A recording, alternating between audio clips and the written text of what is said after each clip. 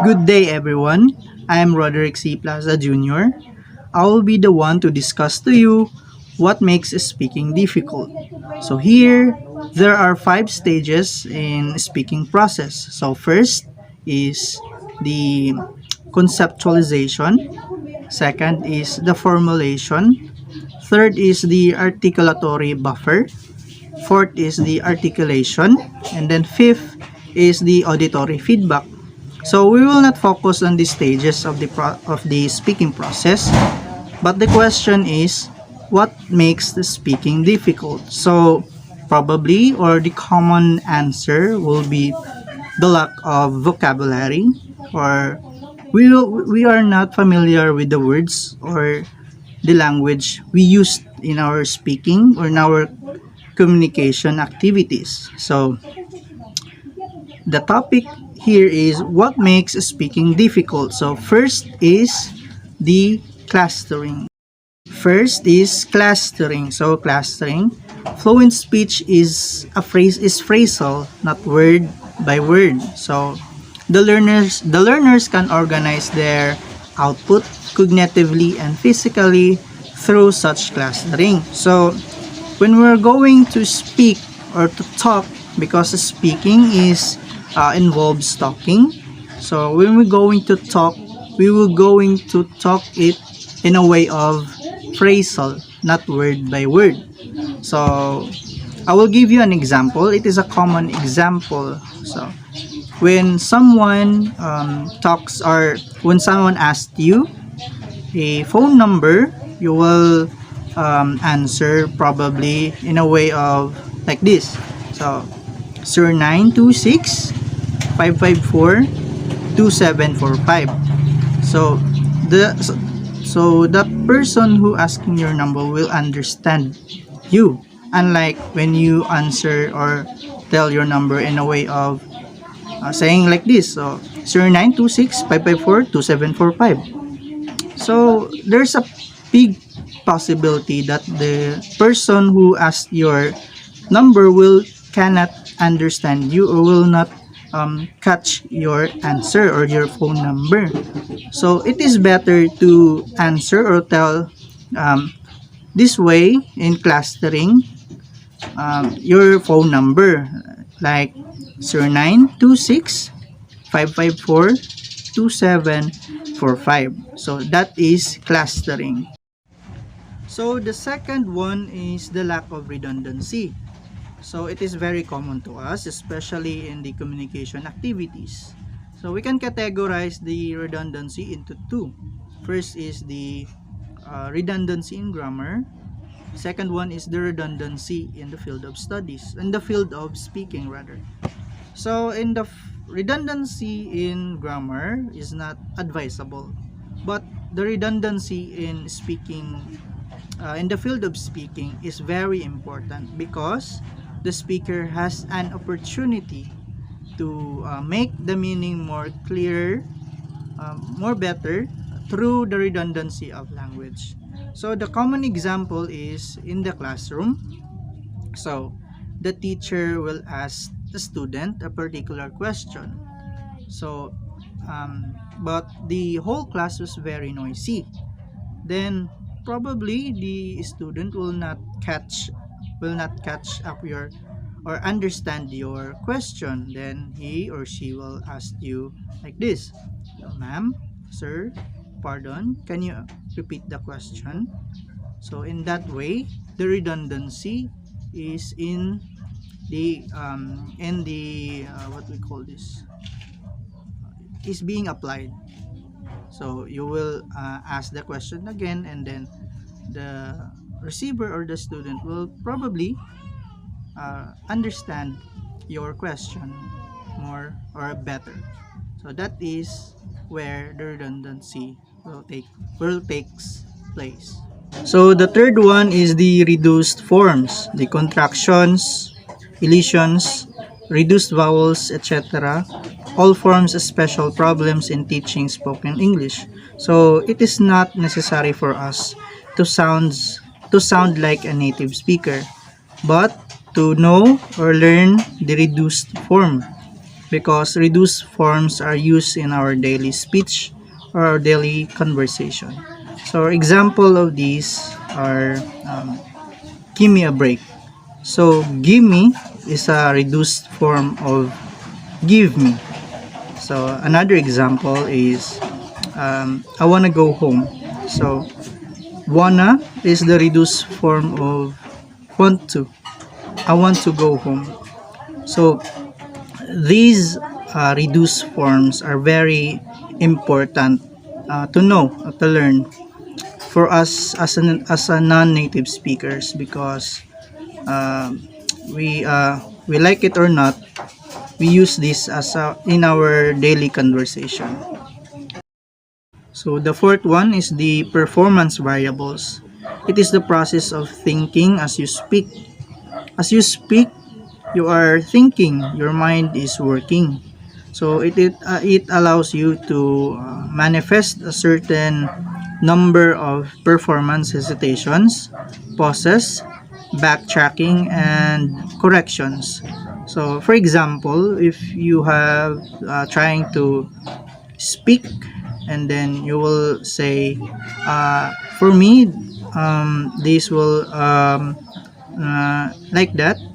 The uh, is what we call the fillers or the feelings. So this what makes the speaking difficult because of these fillers, and these fillers is under the performance variables. So it is very necessary for us to practice every day, and speaking, so that we can avoid this kind of fillers or the performance variables. So another reason is the acquisition of colloquial language. Make sure the students, learners, us, are reasonably well acquainted with words, idioms, phrases of colloquial language, and that they get the practice in producing these forms. So if we are not familiar with the language we're trying to speak, and then there is a big possibility that um, the difficulty in speaking takes place. So acquisition of the words, the idioms, the phrases of colloquial language is very vital for us, because not all the times that we are interact with a speaker who uses a formal way of speaking. So someone will also use an informal way of speaking. So therefore, these colloquial language will also takes place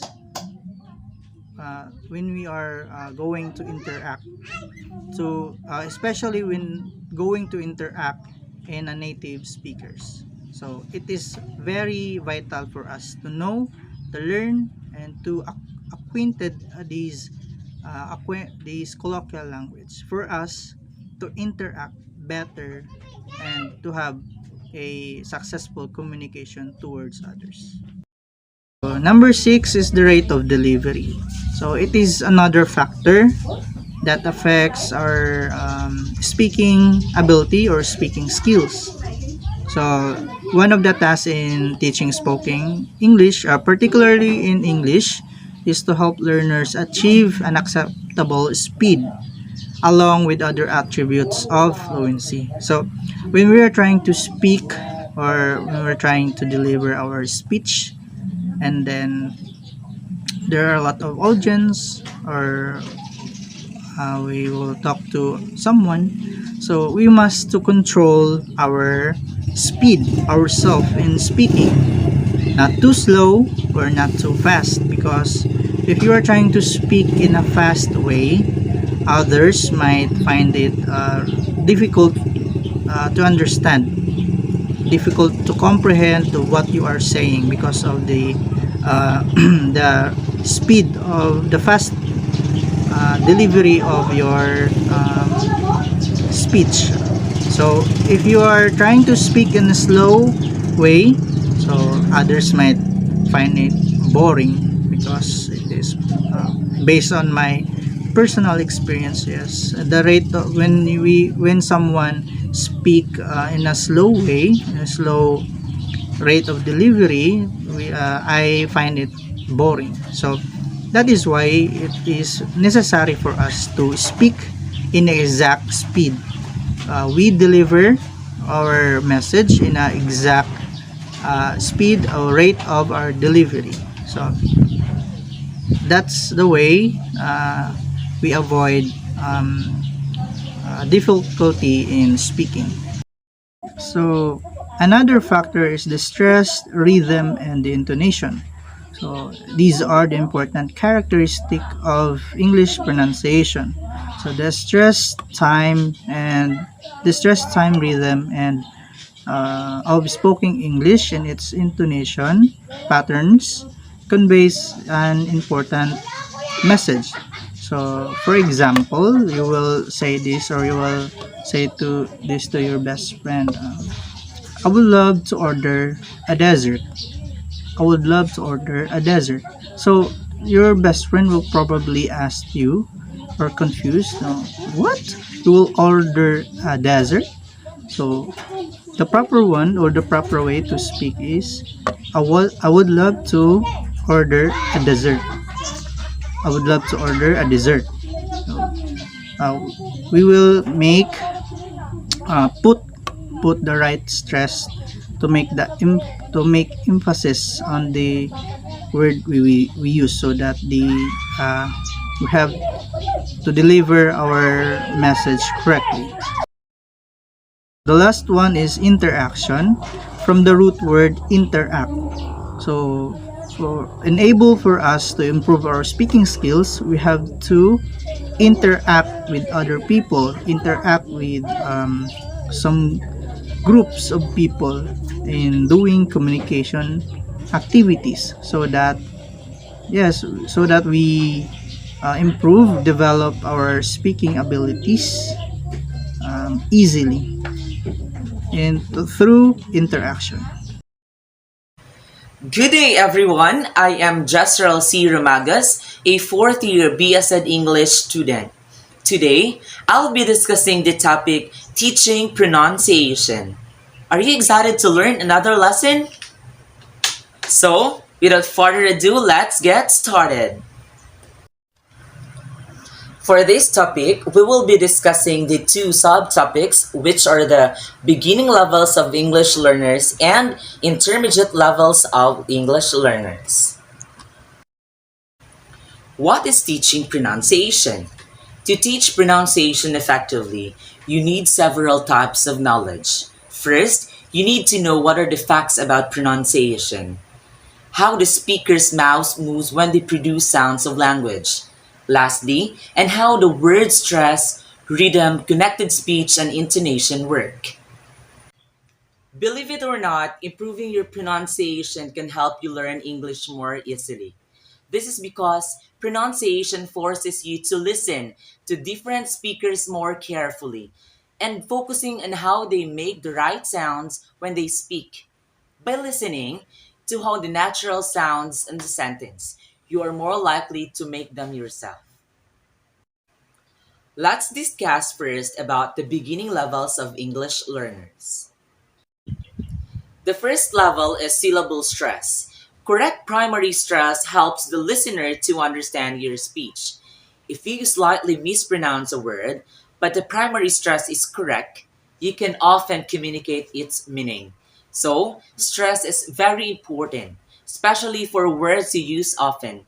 The primary stress can change the meaning of words with the same spelling. I provided some examples here, and let's try to put stress on it. Lastly, let's try to pronounce it into noun and verb. The first example is contrast. When it's noun, contrast. And when it's verb, contrast. Say it with me. Contrast, contrast. The second example is record. When it's noun, record, record. When it's verb, record, record. One more time. Noun, record, verb, record, record. The second level is the voiced and the voiceless consonants. It's very important to teach English language learners the difference between the voiced and the voiceless consonant sounds and how they are performed. It's especially helpful to teach the sounds in pairs to trust their pronunciation and also identify their distinctive means and production. I have here some examples and let's try to pronounce it. Let's have first the voiceless and to be followed by the voice. Coat, goat, fan, van. Say it again. Fan, van, sip, zip. One more time. Sip, zip. The last example is chain, chain, Jane, Jane. Say it with me. Chain, Jane. That's it. The third level is the silent letters. While people trying to learn English may find silent letters frustrating, they can be useful. For an example, silent letters help to distinguish between the homophones, words with the same sound but different spellings and meanings. Thanks to the silent letters, you can know the difference between the two, and the two. I have here some examples. Let's point out examples such as the silent letter B. First example, aplomb, aplomb, bomb, bomb, climb, climb, debt, debt, doubt, doubt, warm, warm,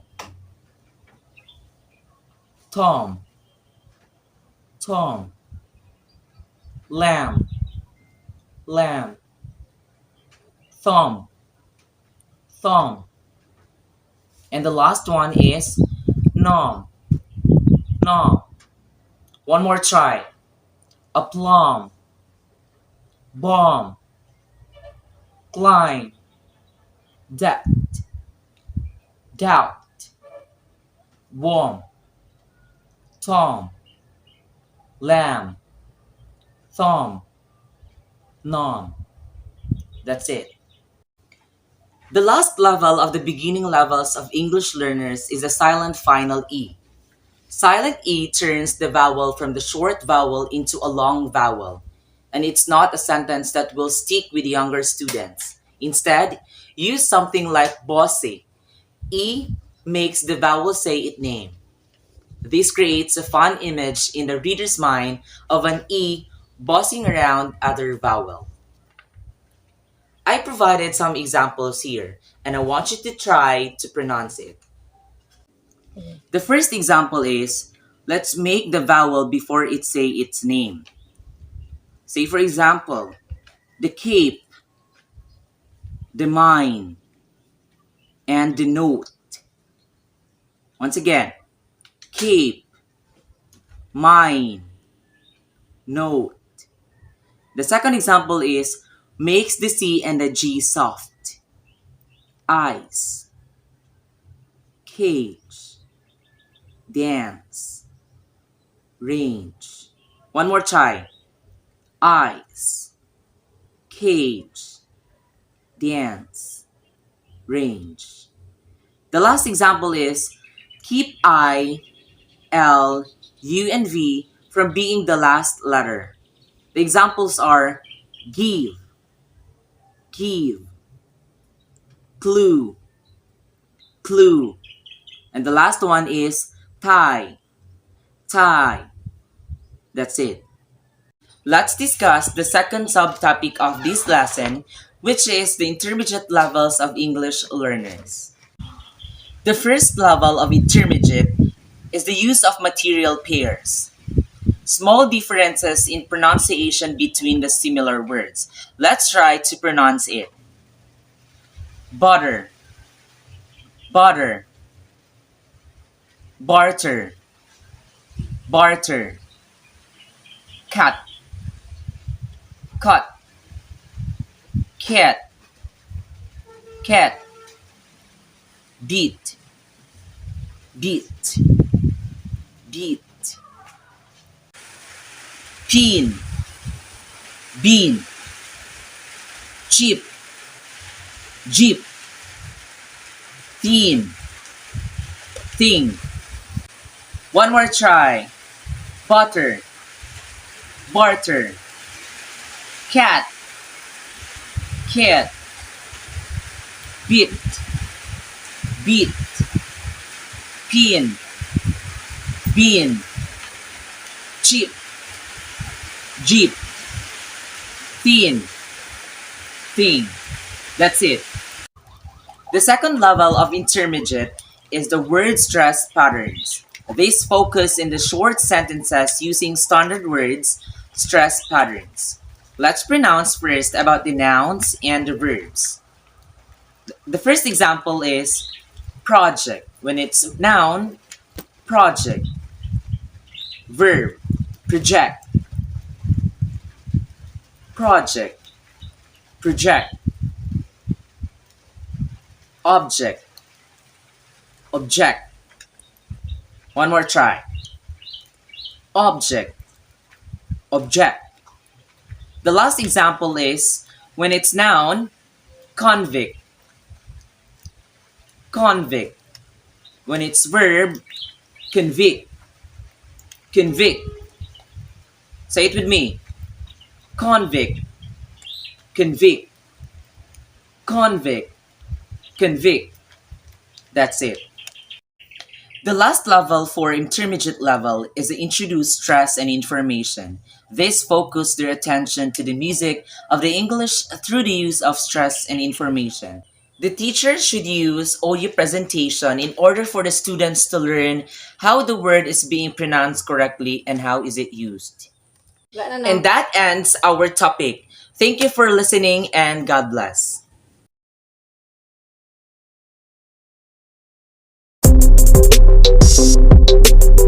Hello guys, welcome to this topic, the use of accuracy-based activities.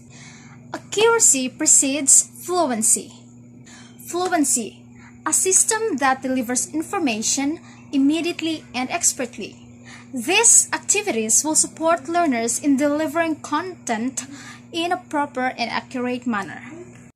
So next is the form-focused activities prepare students for communicative tasks. It also strengthens and improves a learner's conversational ability and communicative skills. Let's go down to this. Activities have a high degree of control and focuses on specific language components. According to Hedge 2000, there are 4 actions that outline how to make accuracy-based meaningful. So these are, first is the contextualized practice, personalizing language, building language of the social use of language, and the last one is building confidence. So there are 4 actions according to Hedge 2000 that is outlined about how to make accuracy-based meaningful. So in contextualized practice, this aims to establish between form and function. So it is important nga mahibalan sa isa ka learner the importance of the forms and function. So the activity should highlight the situation where the form is commonly used. So next is the personalizing language. Personalized practice encourages learners to express their ideas, opinions, their feelings. So diri ama naay interactions ang learners to learners. So it is important na mahimong maki-socialize ang isa ka learners to the another learners also. Building awareness of the social use of language. This involves understanding social conventions in interaction. And the last one is building confidence. So in this last action, according to Hedge 2000 where building confidence, it is the key or the most important a learner must have. Kay diha sila maka-gain og courage to engage in sa activities nga himuon sa mga students. So without confidence, so it is impossible sa ka-learner nga maka-learn inside the classroom or inside the class. And also para naa siya courage to express his or her ideas, her feelings also. Accuracy refers to the ability of the learners to produce grammatically correct sentences. Accuracy activities focuses on the details of the language construction to guarantee that the language item is created correctly.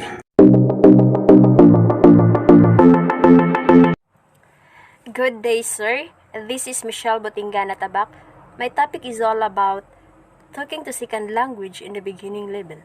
So, researchers define that language into two categories, first language and second language. So, in first language, it is a universal process regardless of home language, while second language, it assumes that knowledge in a first language and encompasses the process of individual goes through as he or she can learns.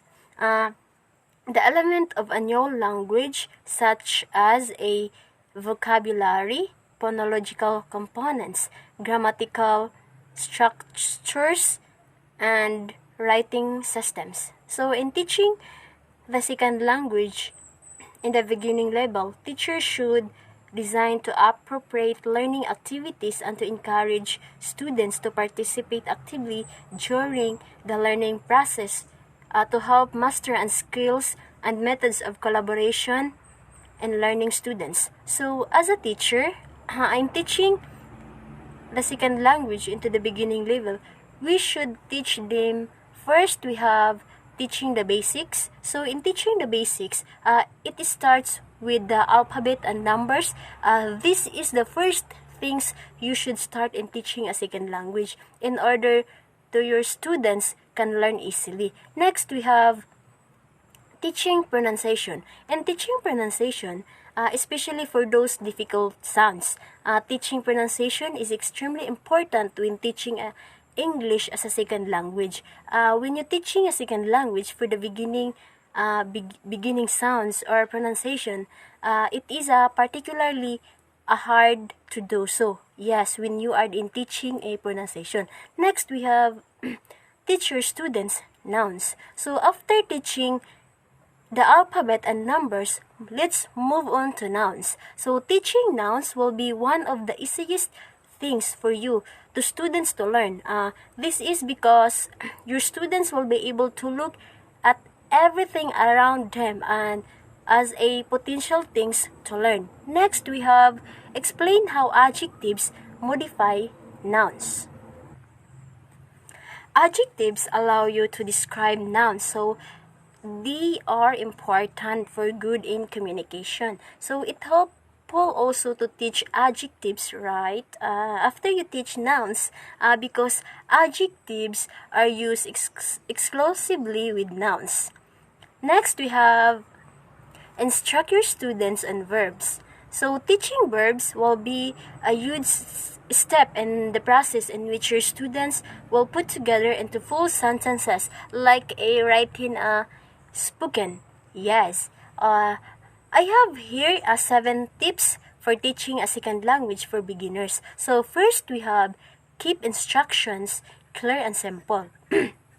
So, in giving a clear and simple instructions, it is a very important thing because it will make our task easier, more than effective and efficient. Next, we have let them listen first. So, first of all, listening is an activity. It is not something we do passively, but this is the skill of active listening needs to be applied. So, just stay and focus on the person's talking without any distractions. So, in listening, it is required to us I recognize, accept, and understand what we are doing in order to have the best output.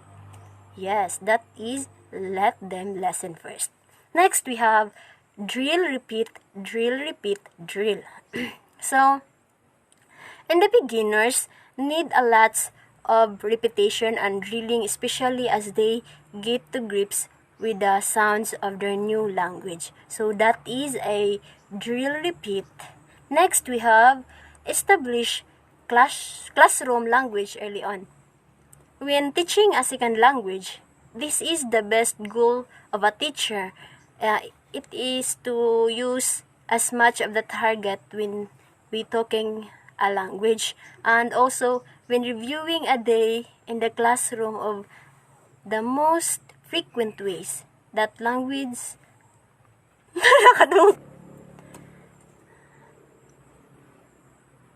So when establish a classroom language, it is the daily routines, like for example, take out your books or please sit down.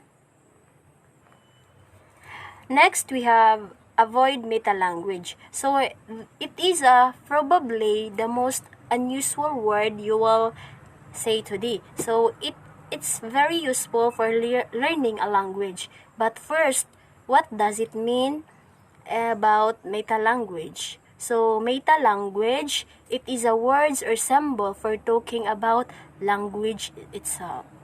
It is useful to help you to understand language learning resources. When you look at a new sentences structure and or even a pronunciation, it is a point of a textbooks you need to understand meta language in order to understand what you are learning. Next, we have don't forget that your students fluent in their own language. So, when listening to somebody speaking broken English, to forget that behind the errors and mispronunciation is a person with cogent thoughts, no doubt, articulate in their first language, attempting to communicate his or her opinions or ideas. So as a teacher, we not only have to be a patient and proactive listeners, be alert and take lessons to have a certain errors are being made. So next we have a prepare well. This is if you are a teacher, prepare is very important. You know why? Because prepare a lot. It is things that you made successful activities to your students. That's it. The ability to speak fluently, grammatically, and with confidence comes with huge practices, patience, effort, and sacrifices, especially to the second language learners. The remedial instructions in speaking talks about the factors or the reasons of what makes the speaking difficult. It also tackles the teaching of pronunciation, where we want to teach and learn pronunciation effectively. We need several types of knowledge. We need to know the facts about pronunciation, how speakers' mouth move when they produce the sounds of language, and how word stress, rhythm, connected speech, and information work. The use of accuracy-based activities will support learners in delivering content in a proper and accurate manner. Lastly, talking to second language learners in the beginning level, where a particular researcher defines language acquisition into two categories. First, language acquisition, and second, language acquisition. Many language learners regard speaking ability as the measure of knowing a language. Of course, we regard speaking as the most important skill we can acquire, and we assess our progress in terms of our accomplishments in the spoken communication. We, as a student and a future teacher, soon will need these remedial activities, especially in terms of speaking, where one of our goals is to communicate effectively. We need to learn the areas of knowledge, how to use right order with the correct pronunciation, know when clarity of message is essential and when precise understanding is not required. And lastly, learn to understand how to take into account who is speaking to whom, in what circumstances, about what, and for what reason. We should improve our talking to second language in the beginning level in order to effectively deliver the lesson. In addition, as the educational system continues to change and the demands of the new generation of learners emerge, we as the future educators should keep on discovering and learning different strategies and approaches of teaching. As a language learners and a future language teachers, we should not be able to explore along with our students, not only in grammar forms, but also in grammar function. It is important to us to be more practical about accuracy in the language in order for us to have a better understanding about a certain topic that we are going to discuss with.